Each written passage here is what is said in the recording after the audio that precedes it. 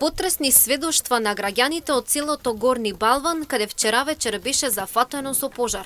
Велат дека за последен пат ваков пожар имало пред 10 години, но сепак не бил со ваков голем интензитет за да од немањици го зафати Горни Балван.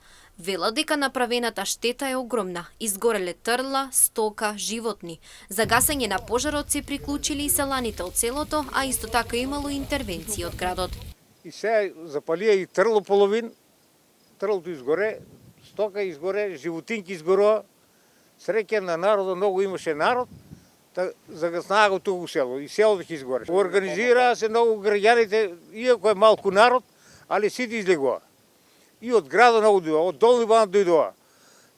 Организација е голема, трактори, ораа, ама многу огин и ветер префрле. На теренот биле присутни 3 противпожарни возила, но сепак на ридот каде најмногу горело не можеле да се качат бидејќи било непристапно. За гасење на ридовите кои се зафатени со оган можат само да интервенираат хеликоптери, бидејќи местото не е пристапно и за одење пеш. Пожарни 2-3 доаѓаа. Гасија тамока, ама на ридо горе не може да се качат. И огино си зема своето, да. Онака не било, авионски само, иначе нагоре не се качува нигде. Пешки не се оде, не со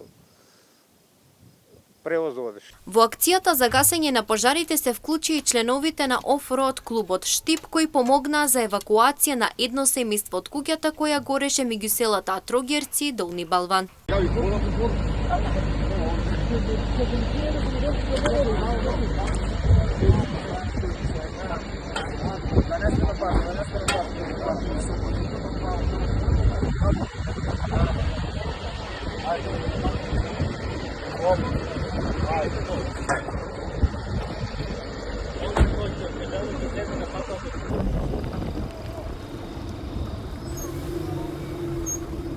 Во текот на изминатиот ден гореа повеќе места во истокот, меѓу кои Пехчево, Кочани, Свети Николе и Штип.